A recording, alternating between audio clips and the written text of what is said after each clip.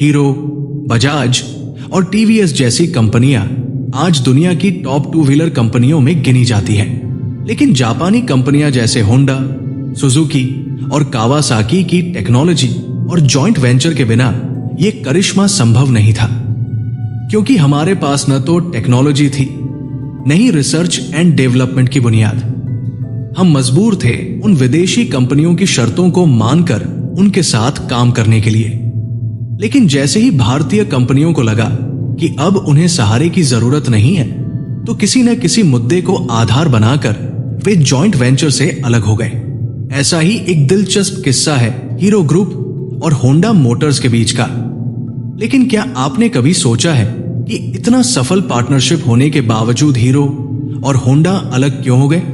एक साइकिल बनाने वाली कंपनी के पास आखिर इतनी हिम्मत कहां से आई कि दुनिया की नंबर 1 बाइक प्रोड्यूसर से अपने रिश्ते खत्म कर लिए? अलग होकर हीरो ग्रुप के सामने क्या चुनौतियां आईं? उन्होंने उनसे निपटने के लिए क्या उपाय किए? किसको फायदा हुआ और किसको नुकसान? आज की इस वीडियो में हम इन्हीं सवालों की गहराई में जाएंगे। कहानी शुरू होती है साल 1956 से, जब बृजमोहन लाल मुंजल ने एक साइकिल स्पेयर पार्ट्स के बिजनेस से हीरो साइकिल्स की शुरुआत की। देखते ही देखते ये कंपनी भारत ही नहीं बल्कि दुनिया की सबसे बड़ी साइकिल बनाने वाली कंपनी बन गई। फिर उन्हें लगा कि दुनिया टू व्हीलर इंडस्ट्री में काफी तेजी से आगे बढ़ रही है, लेकिन भारत अभी भी स्कूटर और मोपेड पर ही अटका हुआ है। इसी गैप को पूरा करने के लिए वे भारतीय बाजार में मोटरसाइकिल उतारना चाहते थे। लेकिन उस वक्त हीरो के सामने समस्या ये थी कि उनके पास इंजन बनाने की टेक्नोलॉजी ही नहीं थी। इसलिए अपने प्लान को एक्शन में लाने के लिए साल 1984 में उन्होंने होंडा मोटर्स को एक प्रपोजल भेजा और साथ मिलकर बाइक बनाने की बात रखी। असल में होंडा को भी अपना फायदा दिखा, क्योंकि हीरो के जरिए उन्हें भारत जैसे बड़े बाजार में एंट्री करने का मौका मिल रहा था। उस दौर में किसी भी विदेशी कंपनी को भारत में अकेले बिजनेस करने की इजाजत नहीं थी। फिर हीरो और होंडा के बीच जॉइंट वेंचर में काम करने पर बात बन गई और साथ ही उनके बीच एक क्लॉज भी साइन हुआ कि फ्यूचर में कभी भी दोनों कंपनियां एक दूसरे के मुकाबले अपना कोई प्रोडक्ट लॉन्च नहीं करेंगी। हरियाणा में अपना पहला प्रोडक्शन प्लांट एस्टैब्लिश करने के बाद साल 1985 में जब हीरो होंडा ने CD 100 फीट नाम से अपनी पहली bike fill it, shut it, fog it slogan के साथ लॉन्च की, तब हीरो होंडा की इमेज एक फ्यूल एफिशिएंट और रिलायबल बाइक की बन गई, जिसमें बाइक की बॉडी बनाने का जिम्मा हीरो का था और इंजन की सप्लाई होंडा को करनी थी। इसके बाद स्प्लेंडर और पैशन जैसी कुछ पॉपुलर बाइक्स ने हीरो होंडा की पोजीशन को और मजबूत कर दिया। साल 2001 आते आते भारतीय टू व्हीलर इंडस्ट्री में 50% से भी ज्यादा मार्केट शेयर के साथ हीरो होंडा की मोनोपोली हो गई और वो दुनिया की सबसे बड़ी टू व्हीलर कंपनी बन गई।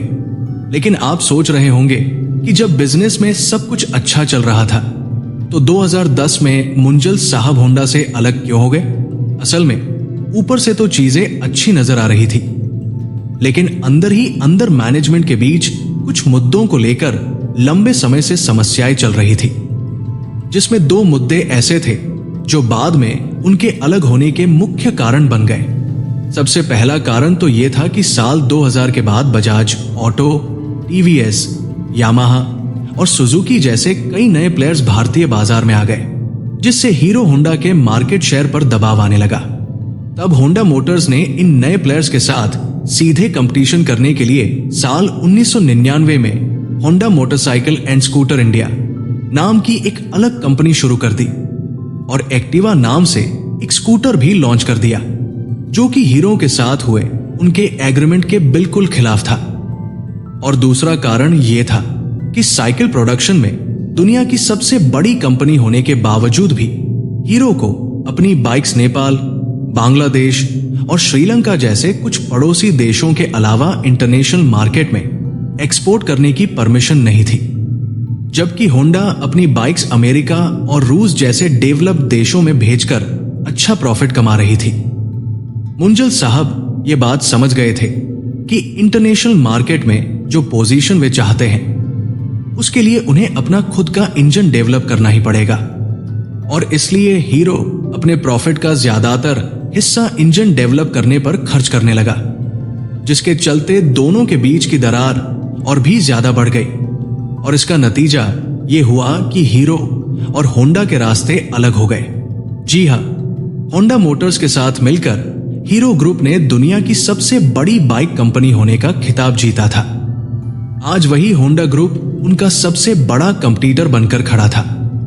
दोस्तों, अब चलते हैं हम अपनी कहानी के क्लाइमैक्स की ओर और जानने की कोशिश करते हैं कि होंडा से अलग होकर हीरो ने खुद को कैसे खड़ा किया, उनकी अपनी एक ब्रांड इमेज कैसे बनी, और सबसे इंपॉर्टेंट, उनकी फाइनेंशियल कंडीशन पर इसका क्या असर हुआ। हीरो होंडा के जॉइंट वेंचर में मुंजल परिवार और होंडा की 26 से 26% की हिस्सेदारी थी, जिसमें होंडा के 26% शेयर हीरो ग्रुप ने खरीद लिए और कंपनी का नाम हीरो होंडा से बदलकर हीरो मोटोकॉर्प कर दिया गया। और डीमर्जर के समय एक एग्रीमेंट हुआ कि साल 2014 तक होंडा अपने इंजन और टेक्नोलॉजी का सपोर्ट हीरो को देता रहेगा, जिसके बदले में हीरो को उन्हें रॉयल्टी देनी पड़ेगी और साथ ही मोटरसाइकिल को हीरो होंडा के नाम से ही बेचा जाएगा। मुंजल साहब के सामने चुनौतियों का एक पहाड़ खड़ा था। उनके पास खुद का R&D सेंटर, मैन्युफैक्चरिंग प्लांट और सप्लाई चेन एस्टैब्लिश करने के लिए सिर्फ 3 से 4 साल का वक्त था। लेकिन हीरो मोटोकॉर्प ने सारी चुनौतियों को ओवरकम करते हुए साल 2014 में राजस्थान के निमराना में अपना पहला प्रोडक्शन यूनिट शुरू कर दिया। साथ ही जयपुर में एक वर्ल्ड क्लास R&D सेंटर की भी नींव रख दी, जो साल 2016 में 850 करोड़ की लागत से बनकर तैयार हुआ। इसके अलावा सप्लाई चेन और सर्विस नेटवर्क को भी दुरुस्त करने के लिए भारी निवेश किया गया और आखिरकार अपने खुद के इंजन के साथ स्प्लेंडर, पैशन और ग्लैमर जैसी मोटरसाइकिल्स को लॉन्च कर दिया गया। लेकिन क्या इतना ही सब कुछ हीरो की सफलता के लिए काफी था? शायद नहीं, क्योंकि हीरो को लोग एक साइकिल बनाने वाली कंपनी के तौर पर जानते थे। मोटरसाइकिल तो होंडा के नाम पर बिकती थी। अब हीरो को जरूरत थी अपनी ब्रांड इमेज को मजबूत करने की। उन्हें होंडा से अलग अपनी पहचान एक स्टैंडअलोन कंपनी के रूप में बनाने की चुनौती थी।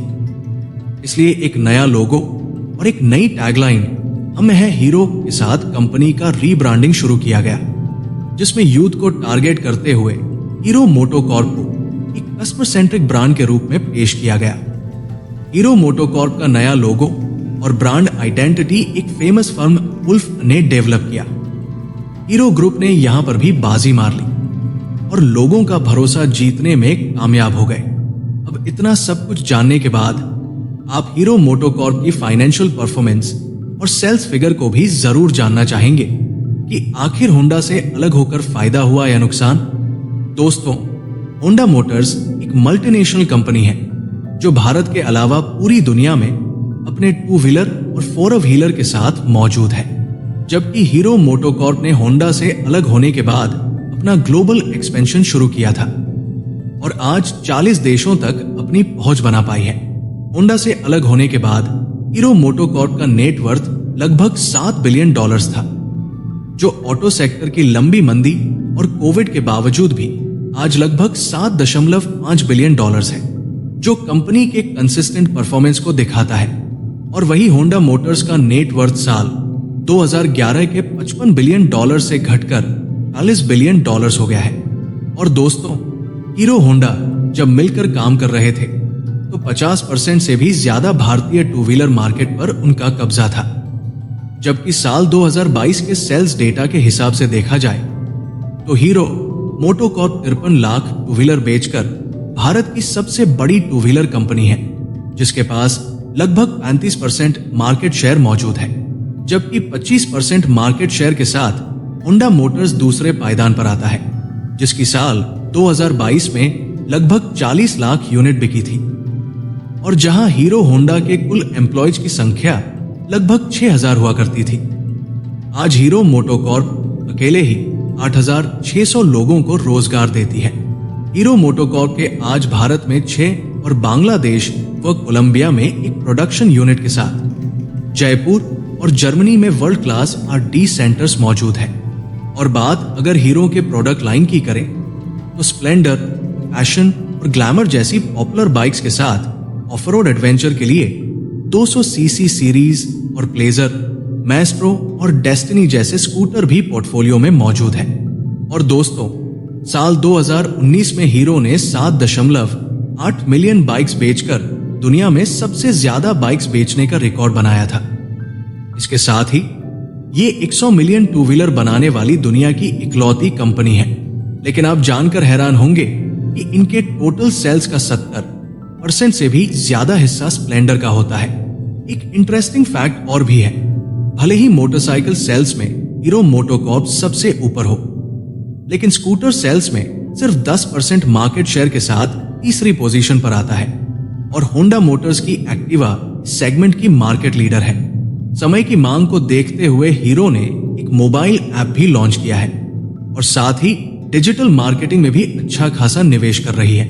तो दोस्तों, उम्मीद है कि इस वीडियो से भी आपको कुछ नई जानकारी मिली होगी। देखने के लिए शुक्रिया।